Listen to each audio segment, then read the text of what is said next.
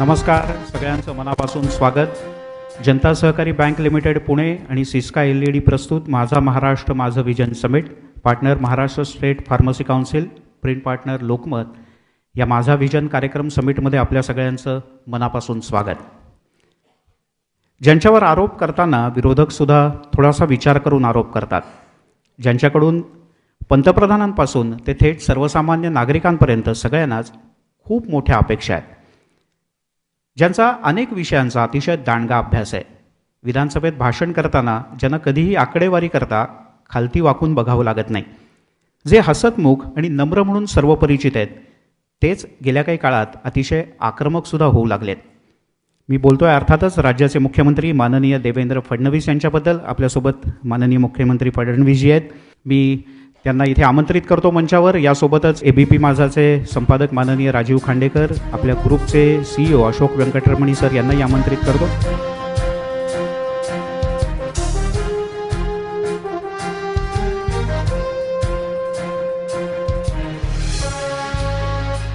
यासोबतच Rakesh Kumar, executive director Syska LED, यासोबतच जनता सहकारी बँक लिमिटेड पुणे, त्यांचे व्हाईस प्रेसिडेंट उपाध्यक्ष माननीय संजयजी लेले यांनाही व्यासपीठावर आमंत्रित करतो. त्यांनी माननीय मुख्यमंत्र्यांचं स्वागत करावं.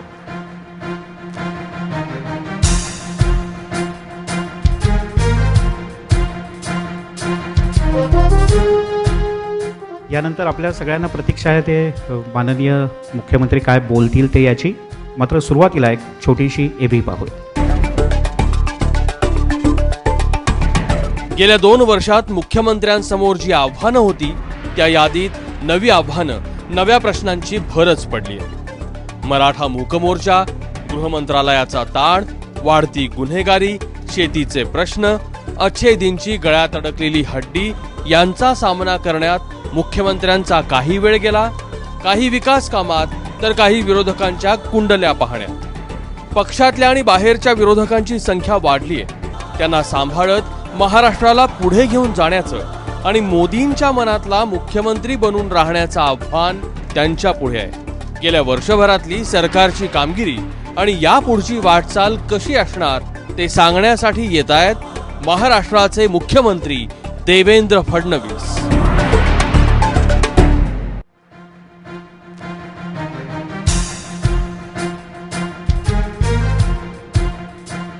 नमस्कार. मी सर्वप्रथम ABP माझाचे आभार मानतो की माझा महाराष्ट्र माझं विजन या कार्यक्रमामध्ये आपण मला निमंत्रित केलं. आणि मगाशी जसं सांगितलं की मी शांत आहे पण कधीकधी आक्रमक असतो, तर फक्त एकच मला त्यात पुस्ती एवढीच जोडायची आहे की माझ्याकडे हेल्मेट घालून यायची आवश्यकता नाही आहे. एक गोष्ट मला अतिशय नम्रपणे या ठिकाणी सांगायची आहे, म्हणजे केवळ विरोधी पक्षात असताना बोलायचं आणि सरकारमध्ये आल्यानंतर मात्र तसं वागायचं नाही, असं कुठेही आपल्याला दिसणार नाही. तर माझा दावा असा आहे की मी निवडणुकीच्या आधी एक विजन डॉक्युमेंट visionmaharashtra.in यावर मी सर्वांना उपलब्ध करून दिलं होतं. आजही आपण जर बघितलं तर निश्चितपणे त्याच विजननी महाराष्ट्र आम्ही चालवतो आहोत. आणि मला विश्वास आहे की ज्या वेळेस 5व्या वर्षी तुम्ही मला बोलवाल त्यावेळी जे विजन मांडलेलं आहे ते तुम्हाला प्रत्यक्षात उतरलेलं दिसेल आणि महाराष्ट्र हा बदललेला दिसेल. खरं म्हणजे महाराष्ट्रामध्ये आमचं सरकार आल्यानंतर 2 वर्ष दुष्काळाशी सामना करण्यात आम्हाला जास्तीत जास्त शक्ती खर्च करावी लागली. 4 वर्षाचा दुष्काळ आणि आपण समजू शकता की 3रं वर्ष 4थं वर्ष हे शेतकऱ्यांकरता किती अडचणीचं असेल. पहिल्या वर्षी शेतकरी निभावून नेतो, दुसऱ्या वर्षी आशेवर तो जगतो, पण 3ऱ्या आणि 4थ्या वर्षी मात्र अतिशय अडचणीचा त्याला सामना करावा लागतो. पण तशाही परिस्थितीमध्ये सरकार शेतकऱ्याच्या पाठीशी पूर्णपणे उभं राहिलं आणि या महाराष्ट्रामध्ये एक मोठं परिवर्तन करण्याचा प्रयत्न आम्ही केला. विशेषतः आपल्याला माहिती आहे की आमच्या शेतकऱ्यासमोरची सगळ्यात महत्त्वाची जर समस्या काही असेल तर 82% शेती कोरडवाहूची, सगळी निसर्गावर अवलंबून असलेली, आणि निसर्गाने दगा दिला की शेतकऱ्याला अत्यंत अडचणींचा सामना करावा लागतो. आणि म्हणून अतिशय महत्त्वाकांक्षी कार्यक्रम मी हातामध्ये घेतला की ज्या कार्यक्रमाच्या अंतर्गत दुष्काळमुक्त महाराष्ट्र, जलसंधारणाच्या माध्यमातून महाराष्ट्रातल्या दुष्काळावर मात करायचा प्रयत्न आम्ही सुरू केला. आणि मला आनंद वाटतो की अनेक सामाजिक कार्यकर्ते असेल, अण्णा हजारेजी असतील, पोपटराव पवार असतील, सुरेश खानापूरकर असतील, डॉक्टर पोळ असतील, राजेंद्र सिंगजी असतील, अशा अनेक लोकांनी या ठिकाणी आम्हाला त्याच्यामध्ये मदत केली आणि समाजाने एक चळवळ उभारली. आणि त्या चळवळीतनं जलयुक्त शिवार हा कार्यक्रम आम्ही हातामध्ये घेतला. 5 वर्षामध्ये 20,000 गावं दुष्काळमुक्त करायची असा निर्धार केला. आज मला सांगताना आनंद वाटतोय की जवळजवळ 4,600 गावं आम्ही दुष्काळमुक्त करून चुकलो आहोत. आता अजून 5,000 गावं दुष्काळमुक्तीकडे चालली आहेत. आणि मला विश्वास आहे की 5 वर्ष जेव्हा आमची पूर्ण होतील त्यावेळेस 20,000 गावं अशी असतील जी जलस्वयंपूर्ण असतील. आणि पाण्याच्या संदर्भातली ही जी काही क्रांती आहे ही लोकचळवळीत रूपांतरित झाली. जलयुक्त शिवार ही जनतेची योजना झाली. आणि जनता ज्यावेळेस मैदानात उतरते त्यावेळेस ती काय परिवर्तन करू शकते. आणि मला आनंद आहे, सेलिब्रिटीज असतील, नाना पाटेकर असतील किंवा मकरंद अनासपुरे असतील, आमिर खान असतील, या सेलिब्रिटीजने देखील एक मोठं कम्युनिकेशनचं काम केलं. आणि त्या माध्यमातून खूप मोठ्या प्रमाणात आम्हाला त्याचा फायदा मिळाला. आणि विशेषतः मी माध्यमांचे आभार मानेन. अनेक वेळा माध्यमांचं आणि आमच्यामध्ये एक दरी असते आणि आम्हाला असं वाटत असतं की माध्यमं आपला टार्गेट करतात, माध्यमं आपल्या विरोधात बातम्या देतात, काही अंशी त्यांची बाजू खरी असते, काही अंशी आमची बाजू खरी असते. पण हा एक कार्यक्रम असा आहे की जो कार्यक्रम माध्यमांनी अक्षरशः लोकांपर्यंत पोचवला. मी एबीपीचं देखील आभार मानेन. एबीपीने देखील याच्यामध्ये खूप महत्त्वाची भूमिका या ठिकाणी एबीपी माझानी या कार्यक्रमाच्या अंतर्गत केली. आणि त्यामुळे एका लोकचळवळीतनं पाण्याचा जे साठे आपण तयार करू शकलो आणि एक नवीन चळवळ आपण महाराष्ट्रात तयार करू शकलो. आज आपण बघितलं की यावर्षी पाऊस चांगला पडला पण तरी देखील स्ट्रेस तयार झाला. जवळजवळ मध्ये पुन्हा 30 दिवस पावसाने दडी मारली होती. शेतकऱ्याच्या पिकांचं नुकसान होतं, स्ट्रेस तयार होतो, पिकाची वाढ कमी होते, अनेक वेळा ती जळतात. पण यावेळी हा स्ट्रेस तयार झाला असताना जलयुक्त शिवारच्या कामांमुळे जे पाणी उपलब्ध होतं त्या पाण्याचा उपयोग हा शेतकरी करू शकले आणि त्यातनं मोठ्या प्रमाणात आपण शेती वाचवू शकलो. आणि म्हणून शेतीच्या क्षेत्रामध्ये गुंतवणूक हे मी पहिल्या दिवशीपासून सांगतोय की आम्ही रिलीफ अँड रिहॅबिलिटेशनकडनं गुंतवणुकीकडे शेती नेली पाहिजे. मला सांगताना आनंद वाटतो की मोठ्या प्रमाणात ही गुंतवणूक आम्ही वाढवली आहे. मागेल त्याला शेततळ असेल, विहिरी असतील, यासोबत अनेक योजना आहेत. म्हणजे मला या ठिकाणी सांगितलं पाहिजे की शेतकऱ्यांना विम्याचं कवच आम्ही दिलं आणि माननीय पंतप्रधानांनी प्रधानमंत्री फसल विमा योजना आणली. त्याचा परिणाम किती आहे तर यापूर्वी साधारणपणे म्हणजे 15-16 लाख शेतकरी हे केवळ विम्याचं कवच घेत होते. मागच्या दुष्काळामध्ये 76 लाख शेतकऱ्यांना आम्ही विम्याची मदत केली आहे. आजही ज्यावेळी मराठवाड्यामध्ये काही भागात अतिवृष्टी झाली आणि आम्ही त्याचा आढावा घेतला, 78% शेतकऱ्यांनी विम्याचं कवच घेतलेलं आहे. मोठ्या प्रमाणात आता प्रयत्न आम्ही सुरू केला आहे की सगळ्या कारखान्यांना आम्ही सांगितलं की पुढच्या 3 वर्षामध्ये जो काही ऊस तुम्ही खरेदी कराल तो ड्रीपवरचाच असला पाहिजे. म्हणजे आपण आत्तापर्यंत जे काही ड्रीपचं जाळं आपल्या राज्यामध्ये उभारलेलं आहे ते 2 लाख हेक्टरचं उभारलेलं आहे. पुढच्या 3 वर्षामध्ये त्याच्यामध्ये 6 लाख हेक्टरची भर ही टाकायचं आम्ही ठरवलेलं आहे. आणि त्यातनं मोठ्या प्रमाणात वॉटर यूज एफिशियन्सी वाढेल, प्रोडक्टिव्हिटी वाढेल.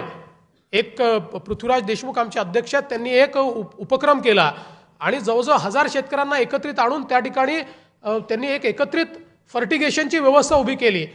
प्रोडक्टिव्हिटी दुपटीने वाढली आणि जे शेतकरी मुंबईमध्ये आपली शेती सोडून मजुराचं काम करायला आले होते ते आता परत चाललेले आहेत. मला असं वाटतं की असे जे मॉडेल्स आहेत यातलं सगळ्यात महत्त्वाचं काय आहे तर मार्केट लिंकेज हे महत्त्वाचं आहे आणि शेतमालावर प्रक्रिया होणं. आज आपल्या शेतकऱ्याला शेतमालाला भाव मिळत नाही याचं एकमेव कारण ही मार्केटची व्यवस्था आहे. त्या व्यवस्थेवर शेतकऱ्याचा कंट्रोलच नाही आहे.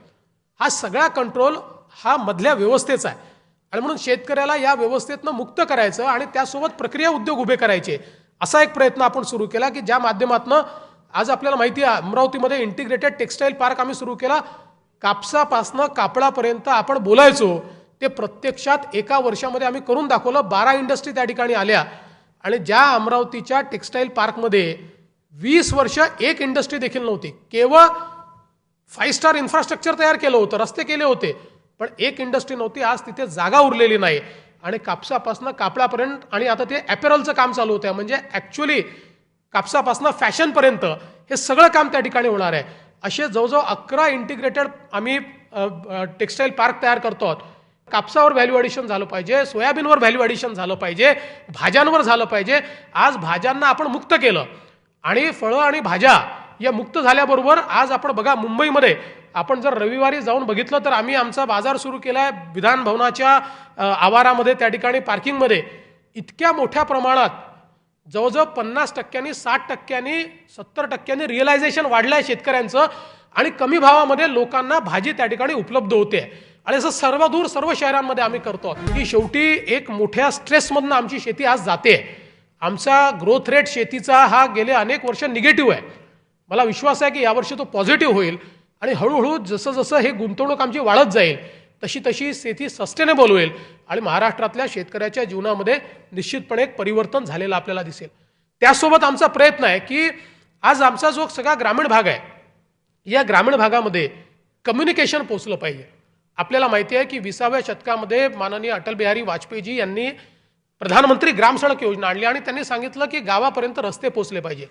आणि त्यावेळेस ते असं म्हणाले की गावाला ज्यावेळेस रस्ता जातो त्या रस्त्याच्या माध्यमातून गावामध्ये आरोग्य सेवा जाते, त्या रस्त्याच्या माध्यमातून गावामध्ये शिक्षण जातं, त्या रस्त्याने गावातल्या वस्तू दूध असेल, फळं असतील, भाजीपाला असेल तो शहरात येतो, त्यातनं एक अर्थव्यवस्थेचं चक्र फिरतं आणि त्यामुळे एक रस्ता हा गावाच्या विकासाचा आणि आर्थिक विकासाचा स्रोत बनतो.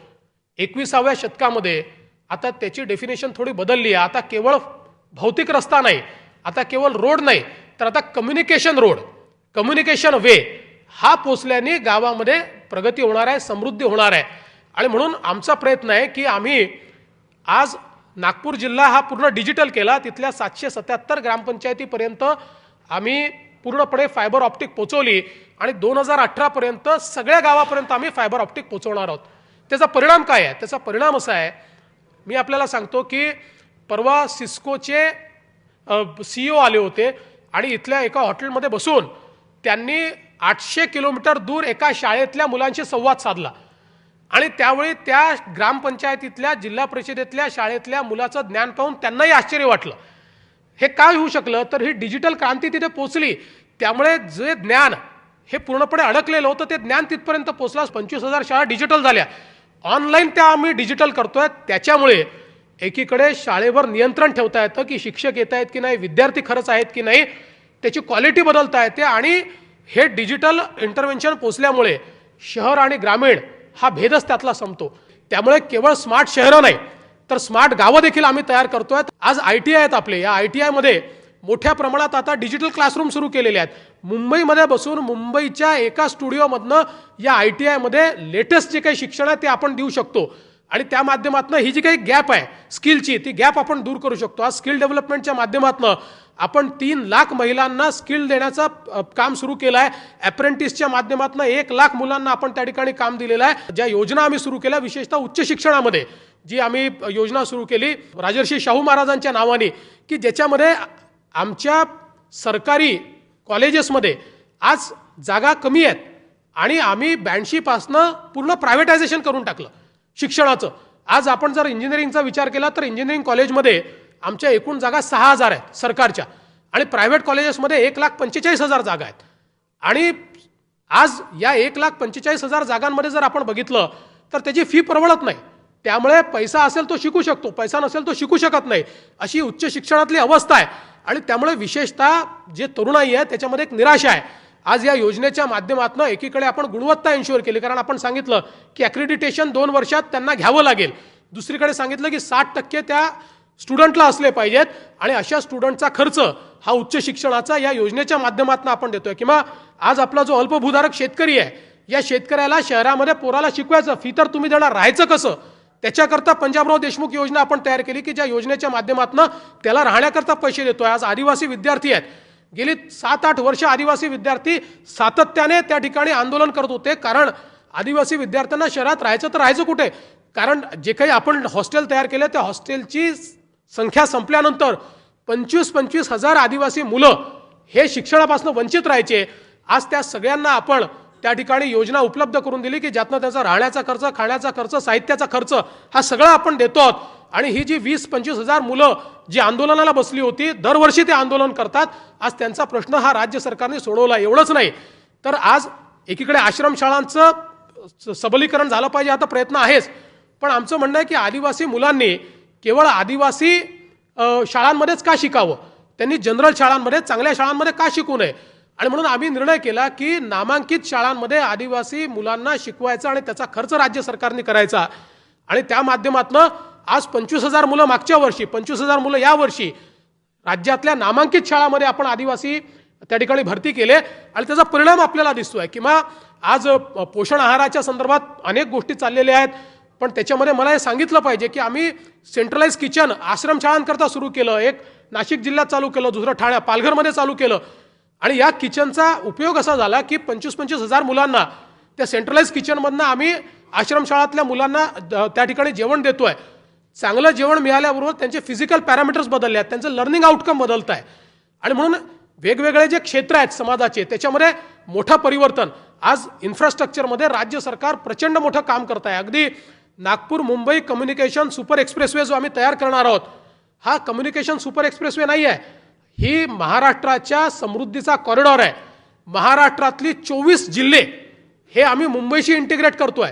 आणि या 24 जिल्ह्यातनं सगळ्यात दूर नागपूर, समजा नागपूरपासून मुंबईला पोचायला 8 तास लागतील, इतर सगळ्या जिल्ह्यातनं 8 तासापेक्षा कमी वेळामध्ये आपण मुंबईपर्यंत पोहोचू. आणि मुंबईचं JNPT जे आहे, हे JNPT 60% कंटेनर ट्रॅफिक आज त्या ठिकाणी हँडल करतं. आणि या JNPTचा उपयोग हा मुंबईला, पुण्याला, थोडा बहुत नाशिकला झाला, अगदी क्वचित औरंगाबादला झाला. त्यामुळे आपली इंडस्ट्री केवळ तिथे गेली. आणि कृषीवर आधारित तर आपण व्हॅल्यू ॲडिशन करू शकलो नाही, कारण एक्सपोर्ट पोटेन्शियलच नाही. पण हा समृद्धी कॉरिडॉर झाल्याबरोबर कंटेनर कुठूनही महाराष्ट्रातनं 24 जिल्ह्यातनं 16 ते 20 तासामध्ये हा कंटेनर JNPTवर पोहोचू शकणार आहे. त्यामुळे आता कुठल्याही इंडस्ट्रीला, जगातल्या निवेशकांना कुठेही आपली इंडस्ट्री महाराष्ट्रामध्ये लावणं हे सोपं होणार आहे. आणि या कम्युनिकेशन हायवेच्या माध्यमातून मोठ्या प्रमाणात, म्हणजे मी हा जर दावा केला तर तो चुकीचा होणार नाही, हा कम्युनिकेशन हायवे महाराष्ट्राला इतर राज्यांपेक्षा 20 वर्ष पुढे नेणार आहे. खरं आपण सरकारमधला 2 सरकारमधली जर तुलना केली तर ती आपल्या लक्षात येईल की 8 वर्षामध्ये 10 किलोमीटर मेट्रो, आणि आम्ही 2 वर्षामध्ये 172 किलोमीटर मेट्रोचे मंजुरी देऊन त्यातल्या जवळजवळ आता 100 किलोमीटरची कामं सुरू केलेली आहेत. आणि इतर कामं देखील आम्ही सुरू करणार आहोत. आणि मला विश्वास आहे की 2020 सालापर्यंत आपल्याला या मुंबईमध्ये कुठूनही कुठेही पब्लिक ट्रान्सपोर्टने जाता येईल. पब्लिक ट्रान्सपोर्टचं आम्ही इंटिग्रेशन करतोय. 70 लाख लोकांना सबअर्बन रेल्वे आपल्या एक सोय झाली. आता जे मेट्रोचं नेटवर्क आपण तयार करतोय ते 80 लाख लोकांकरता करतोय. म्हणजे 70 लाख हे आणि 80 लाखाकरता ते. त्यामुळे एंड टू एंड सोल्युशन आपल्याला मिळतं. आणि हे सगळं करत असताना ट्रान्सपोर्टेशनचं इंटिग्रेशन आम्ही करतो. मुंबईमध्ये मेट्रो, मोनो, सबअर्बन रेल्वे आणि बेस्ट या सगळ्यांमध्ये एकच तिकीट चालेल. एका तिकिटावर आपल्याला प्रवास करता येईल. अगदी ट्रान्स हार्बर लिंक हा प्रोजेक्ट गेली 20 वर्ष आपण ऐकतोय. 20 वर्ष त्याचे चित्र कितीतरी वेळा आपण वाहिन्यांवर पाहिले, पेपरमध्ये बघितले, कधी ती पूर्ण झाली नाही. आज ही 18,000 कोटीची ट्रान्स हार्बर लिंक, त्याच्या सगळ्या मान्यता घेतल्या, त्याचं टेंडर काढलं. आणि मला विश्वास आहे की पुढच्या 3 महिन्यामध्ये ट्रान्स हार्बर लिंकचं आम्ही या ठिकाणी काम सुरू करू. आणि मुंबई आणि नवी मुंबई हे 22 किलोमीटरनी जोडल्या गेल्यामुळे आज मुंबईचं कंजेशन जे आहे ते आपल्याला संपवता येईल. CCTVचा मुंबईचा जो सर्व्हिलन्सचं आपण काम या ठिकाणी केलं, 26/11च्या अंमल्यानंतर CCTV मुंबईत लावायचे असं ठरलं, पण ते लागू शकले नाहीत. आमचं सरकार आल्यानंतर एका वर्षामध्ये संपूर्ण मुंबई CCTV सर्व्हिलन्स खाली आम्ही आणली. नुसती ती आणली नाही, आज त्याची कमांड अँड कंट्रोल सिस्टीम आहे. आपल्याला ट्रॅफिक मॅनेजमेंट त्यातनं करता येतं.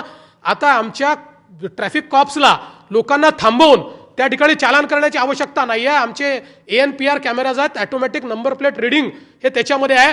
कोणीही त्या ठिकाणी सिग्नल तोडला की थेट तो कॅमेरा त्याचा फोटो काढतो, त्याचं RTOच्या रेकॉर्डशी संलग्न केलेलं आहे, त्यातनं ऑटोमॅटिक चालान जनरेट होतं. म्हणजे त्या ठिकाणी जो सिग्नल तोडणार आहे तो घरी पोचायच्या आत आम्ही त्याला नोटीस देतो, त्याला चालान देतो आणि त्याला सांगतो की बाबा हे चालणार नाही. आज मला आनंद वाटतो की देशामध्ये जे माननीय मोदी साहेबांनी जे फ्लॅगशिप प्रोग्राम दिलेले आहेत, ते सगळ्या फ्लॅगशिप प्रोग्राममध्ये पहिल्या क्रमांकावर महाराष्ट्र आहे. जे बोललो होतो ते आम्ही करतो आहोत. बदलायला वेळ लागेल, बदलायची सुरुवात झाली आहे, ती जमिनीवर दिसते आहे. आणि माझा दावा आहे की 5व्या वर्षी ज्या वेळेस माझा विजनमध्ये मी येईल त्यावेळी तुम्हीच या ठिकाणी मला उदाहरणं दाखवाल की या गोष्टी तुम्ही सांगितल्या होत्या, या गोष्टी पूर्ण झालेल्या आहेत. महाराष्ट्र बदलतोय, तो बदलणार आहे. एक देशातलं सगळ्यात चांगलं राज्य हे महाराष्ट्र निश्चितपणे असेल, हा विश्वास मी आपल्याला देतो.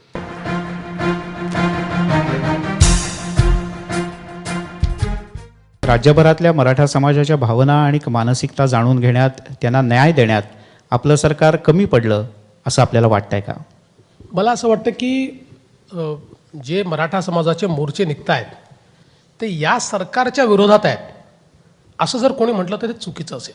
अपेक्षा सरकारकडनंच आहे, पण या मागण्या ज्या आहेत त्या आजच्या नाही आहेत. वेगवेगळ्या सरकारनी या मागण्यांकडे दुर्लक्ष केल्यामुळे हा आक्रोश उभा राहिला आहे. मी मागे देखील बोललो की आज मराठा समाजामध्ये विशेषतः 2 भाग झाले आहेत. एक प्रस्थापित आहेत आणि एक विस्थापित आहेत. प्रस्थापितांचा विकास झाला आहे, विस्थापितांचा विकास झालेला नाही. हा मोठा समाज आहे आणि त्यामुळे हा आक्रोश त्या माध्यमातून तयार झालेला आहे आणि निश्चित सरकारकडनं अपेक्षा आहेत आणि म्हणूनच सरकार या अपेक्षा पूर्ण करण्याचा प्रयत्न करते आहे. राजर्षी शाहू महाराज योजना असेल, पंजाबराव देशमुख योजना असेल, याचा मोठा जो काही फायदा होणार आहे हा मराठा समाजाला होणार आहे. अर्थात इतर समाजाला होणार आहे, म्हणजे अगदी मुस्लिम समाजाला देखील त्याचा फायदा निश्चितपणे होणार आहे, अल्पसंख्याकांना होणार आहे. पण आज मराठा तरुणांमध्ये एक जी निराशा होते की आम्ही मार्क मिळवतो पण आमच्याजवळ पैसे नाही आहेत, त्यामुळे आम्ही कॉलेजमध्ये शिकू शकत नाही. आज त्याकरता राज्य सरकारने पुढे येऊन अशा प्रकारची योजना तयार केली आहे. मला असं वाटतं की मराठा समाजाच्या ज्या मागण्या आहेत त्या मागण्या ज्या आहेत त्या मागण्या जवळजवळ योग्य आहेत आणि त्या मागण्या सोडवण्याच्या दृष्टीनं राज्य सरकारने पुढाकार घेतला आहे. आणि मला असं वाटतं की समाजाच्या मागण्या या पक्षाच्या असू शकत नाही, ते एका सरकारच्या असू शकत नाही. आणि म्हणून मी सांगितलं की समाजातली मंडळी आणि विविध सगळे लोक एकत्रित येऊन या मागण्या सोडवल्या पाहिजे.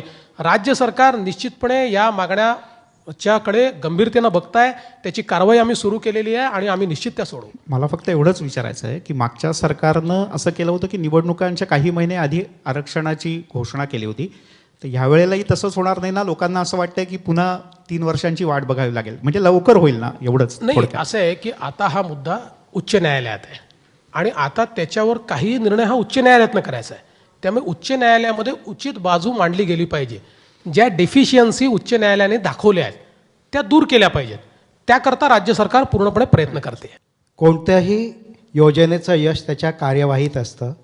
तर या सगळ्या योजना कार्यवाहीत येण्यासाठी आपण विशेष कृती आराखडा किंवा कृती समिती तयार केली आहे का? या इतक्या वेगाने आम्ही का करू शकलो याचं कारण मी सांगतो की एक मी चीफ मिनिस्टर्स वॉर रूम तयार केली आहे आणि या वॉर रूमचा कॉन्सेप्ट काय आहे तर वॉर रूममध्ये जे प्रोजेक्ट्स आम्ही घेतो त्या प्रोजेक्टची बैठक लावल्यानंतर जितक्या वेगवेगळ्या प्रकारच्या एजन्सीज असतील त्याच्यामध्ये इन्व्हॉल्ड, या सगळ्यांचे प्रमुख तिथे उपस्थित असतात आणि त्यांना सगळ्यांवर जबाबदारी असते की इथे प्रश्न सोडवा, फाईली फिरवू नका. यांनी फाईलवर लिहायचं, मग त्यांनी फाईलवर लिहायचं, मग त्यांनी उलटं लिहून परत फाईल वापसायची. इथे बसा आणि इथे निर्णय करा.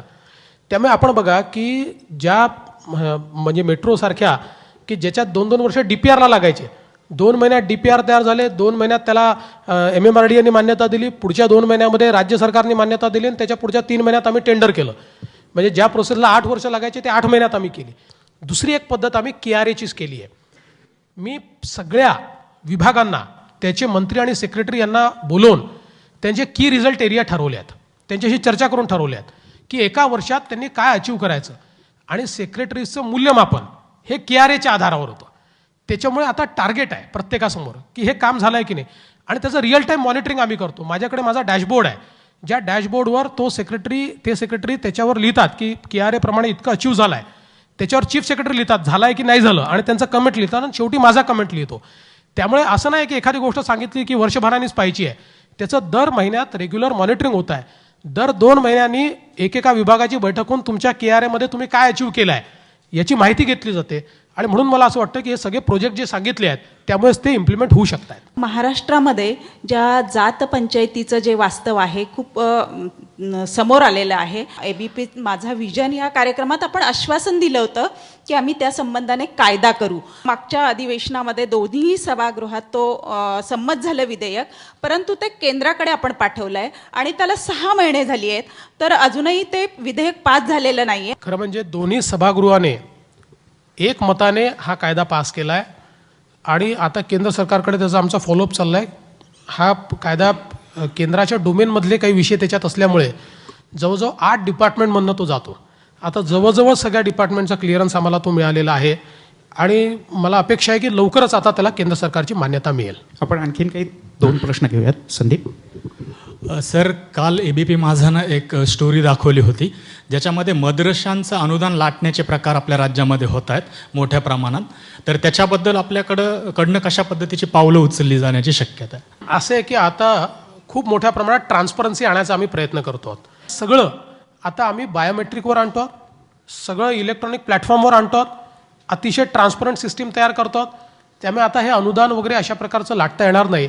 अल्पसंख्याक विभागाला देखील मी सूचना या निमित्ताने दिलेल्या आहेत की त्यांच्या ज्या योजना चालतात या सगळ्या योजना या आधार लिंक केल्या पाहिजे. मराठवाड्यात प्रामुख्यानं असं लक्षात आलं आहे की गावामध्ये एक नाही तर 2-2 मदरसे आहेत आणि तिथे विद्यार्थी येतात असं कागदावर दाखवलं गेलं आहे. प्रत्यक्षात त्या गावात गेल्यानंतर ABP माझाच्या प्रतिनिधीला असं आढळलं की तिकडे मदरसा तर काय, तिकडे कुठल्याही प्रकारची खोलीही नाही की जिकडे विद्यार्थी येऊन शिकतात. अशा याच्यावर कारवाई काय करणार? नाही, कारवाई तर निश्चित होईलच आणि त्याचसोबत हे घडू नये. बघा, नुसती कारवाई करून चालणार नाही, कारण शेवटी आपल्याला मुलांना शिक्षण द्यायचं आहे. आम्ही तर पुढे जाऊन सांगितलं की मदरस्यांनी इंग्रजीचं शिक्षण दिलं पाहिजे, गणिताचं शिक्षण दिलं पाहिजे. त्या दृष्टीने देखील आम्ही प्रयत्न करतो आहोत. त्यामुळे जिथे बोगसबाजी असेल त्या ठिकाणी निश्चित कारवाई केली जाईल. सर, आपने बोला था कि आपकी जो विजन पहले थी मुख्यमंत्री बनने से पहले उस पर आप आज भी कायम हैं, लेकिन इरिगेशन के मसले में ये दिख नहीं रहा है. इरिगेशन स्कैम के अक्यूज को पनिशमेंट नहीं हुई है और जो इरिगेशन प्रोजेक्ट्स का विरोध किया गया था जैसे कि कृष्णा मराठवाड़ा प्रोजेक्ट, उसको आज आपने परमिशन दी है, उसके ऊपर इतने सारे करोड़ रुपए आपने एलोकेट किए हैं. पुरंदरे, परिणीता, दमानिया जैसे एक्टिविस्ट ने उसका विरोध किया है. चितले ने भी पहले उसका विरोध किया है, उन्होंने अभी आज अपनी राय बदल ली. सर, इसके बारे में प्लीज़ आप थोड़ी रोशनी दीजिए. नहीं, आपने जो बात की उसमें पहली बात तो ये है कि इरिगेशन स्कैम में लगातार हमारी जांच चल रही है, हमारे चार्जशीट भी हो रही है और मैं आपको विश्वास दिलाता हूँ. देखिए, ये जांच जो है ये आपने देखा होगा, एक प्रोजेक्ट की जांच जो है उसमें इतने बड़े बड़े 20-20 वॉल्यूम्स उसके तैयार हो रहे हैं.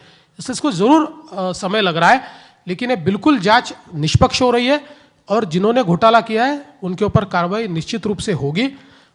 अब हमारी कानून की व्यवस्था में थोड़ा समय भी उसको लगता है, क्योंकि अगर हम लोग ठीक जांच नहीं करेंगे और कल ये लोग अगर छूट जाएंगे तो लोग हमको दोष देंगे. इसलिए उसको समय ज़रूर लग रहा है, लेकिन ये कार्रवाई बिल्कुल ठीक से चल रही है.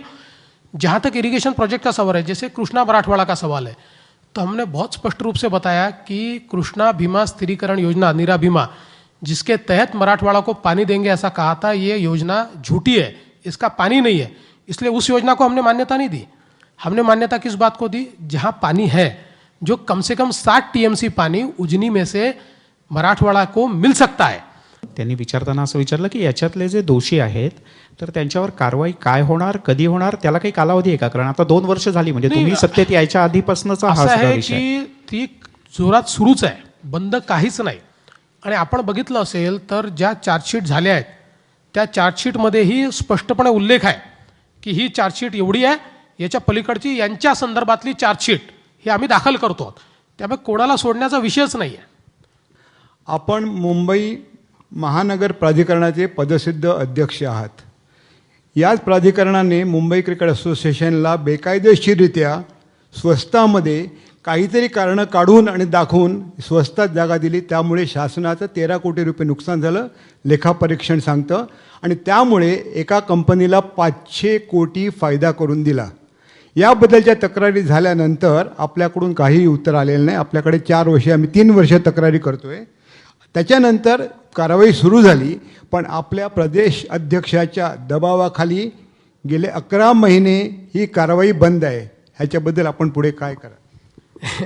पहिली गोष्ट अशी की CAGच्या अहवालावर जी कारवाई आपण करतो त्या कारवाईची एक पद्धत आहे आणि त्या पद्धतीप्रमाणे ती कारवाई आपण सुरू केली. आणि ही माझ्याकरता न्यूज आहे, कारण आमच्या प्रदेशाध्यक्षांचा या क्रिकेट असोसिएशनशी काही संबंधच नाही. प्रदेश म्हणजे त्याला मुंबई प्रदेश अध्यक्ष म्हणायचं आहे, मी थोडंसं जोडतो त्याला.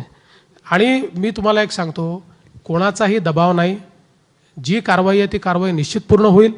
जे दोषी असतील त्यांच्यावर निश्चितपणे, जर दोषारोप सिद्ध होत असेल तर त्यांच्यावर कारवाई होईल. कुठल्याही प्रकारचा दबाव सरकारवर नाही, पोलिसांवर नाही. पोलीस आपली कारवाई निश्चित करतील.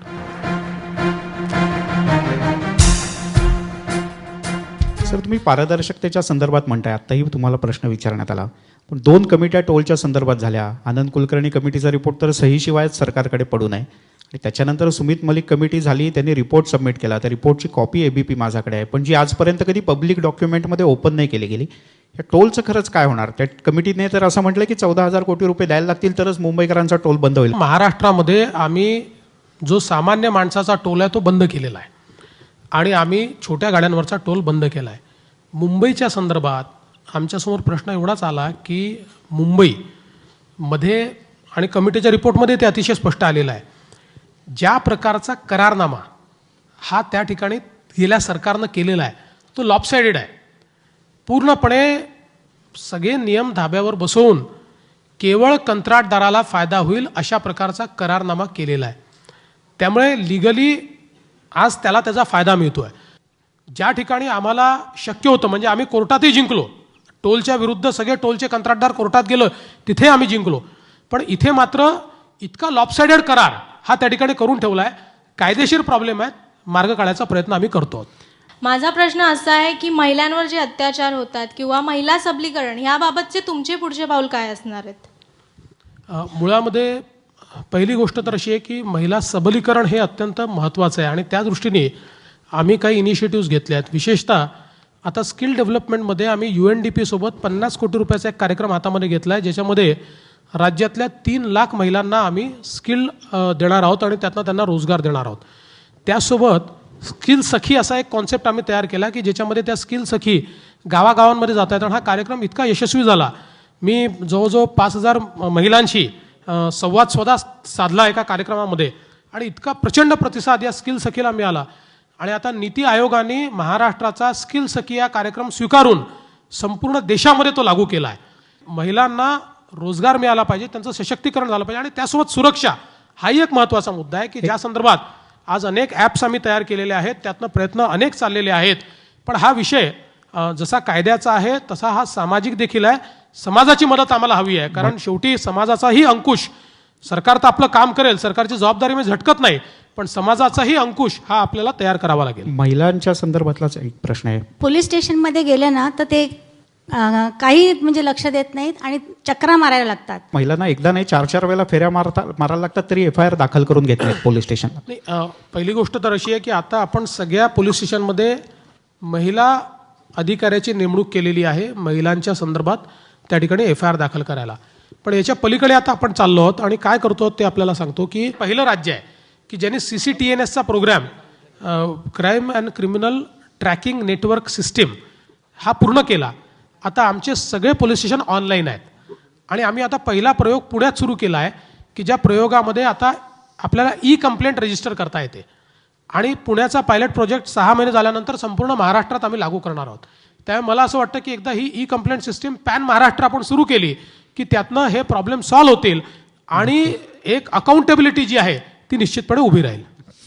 गेल्या काही दिवसापासून आपण पाहतो की विरोधकांनी तुमच्यावर अतिशय खालच्या पातळीवर जाऊन टीका करायला सुरुवात केली आहे की मुख्यमंत्र्यांकडे जायला भीती वाटते, नळावरच्या भांडण केल्यासारखं ते भांडतात किंवा 10 नंबरी नागिण वगैरे. नेमकं काय आहे? विरोधकांच्या टीकेची पातळी घसरत चालली आहे का तुमची चिडचिड वाढत चालली आहे? खरं म्हणजे संपूर्ण महाराष्ट्राला हे माहिती आहे की माझ्या एवढा हसणारा मुख्यमंत्रीच त्यांनी पाहिलेला नाही. म्हणजे माझी तुलना कदाचित सुशीलकुमार शिंदेंशी करता येऊ शकते, कारण सुशीलकुमारजीचा चेहरा अत्यंत हसरा आहे, तसाच माझा चेहरा आहे. दुसरं, जे मला जवळून ओळखतात त्यांना हे माहिती आहे की मला रागच येत नाही. त्या माझ्या बायकोला इतका आनंद झाला ते स्टेटमेंट ऐकून, ती म्हणाली चला कोणाला तरी वाटलं की तुला चिडता येतं. मला असं वाटतं की ठीक आहे, म्हणजे शेवटी राजकारणामध्ये कोणी टीका करतं, कोणी काही बोलतं, मी काय आहे हे लोकांना माहिती आहे आणि माझं काम ते दाखवणार आहे. तेव्हा माझं मूल्यमापन माझ्या कामातनं लोक करतील एवढंच. म्हणूनच मी आधीच सांगितलं की हेल्मेट वगैरेची आवश्यकता नाही आहे. कधी सुप्रियाताई म्हणतात की मला भीती वाटते CM कडे जायला. त्या याच्यापूर्वी माझ्याकडे 2-3 वेळा आल्या, त्यावेळेस तर काही हेल्मेटची आवश्यकता कधी पडली असं मला वाटत नाही. म्हणजे मलाही नाही पडली, त्यांना नाही पडली तशी. मलाही पडली नाही. मग अलीकडच्या काळात हेल्मेटची नाही, पण कानाला काही मशीन वगैरे लावायची आवश्यकता मला पडू शकते.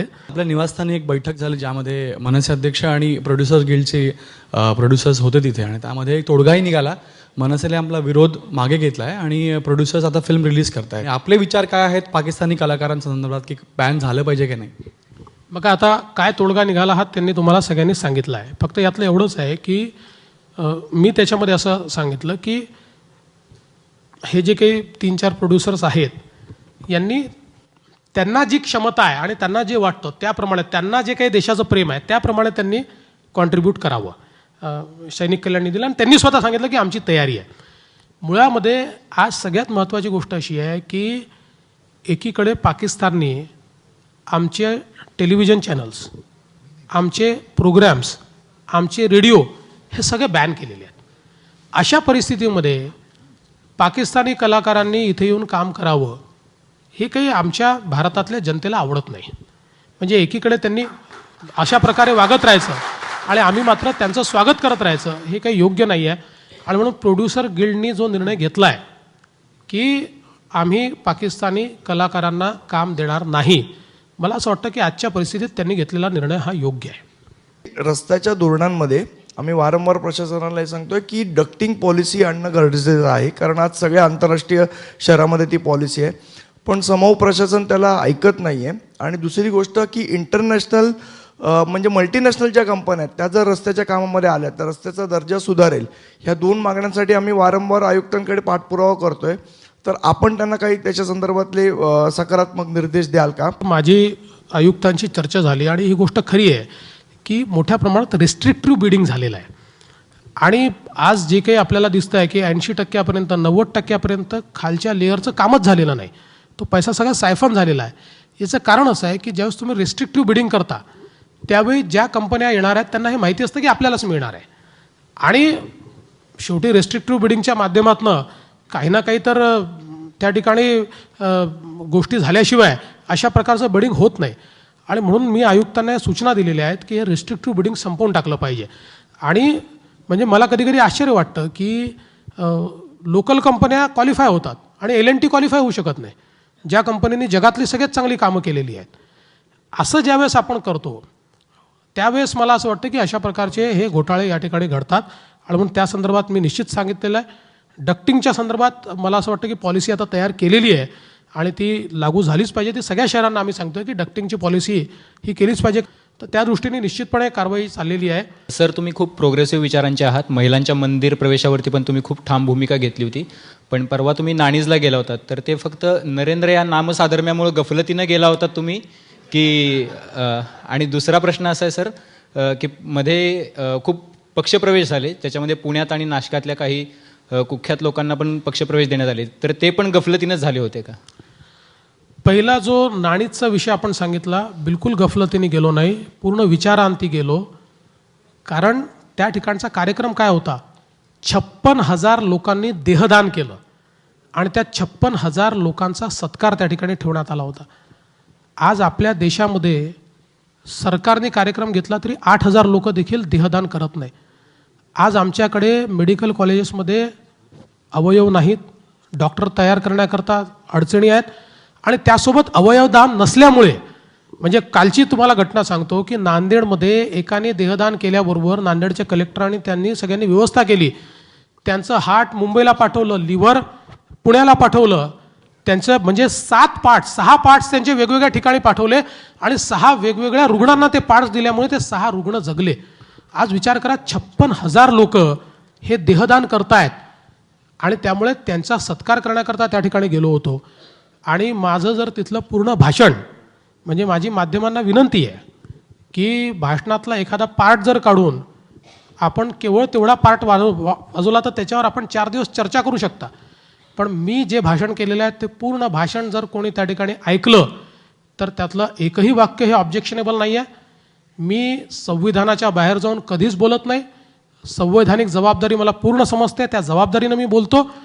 आणि मला असं वाटतं की तुमचे कोणाशी वैचारिक मतभेद असू शकतात, पण 56,000 लोक देहदान करतात आणि 50,000 लोक रक्तदान करतात, हा वर्ल्ड रेकॉर्ड आहे.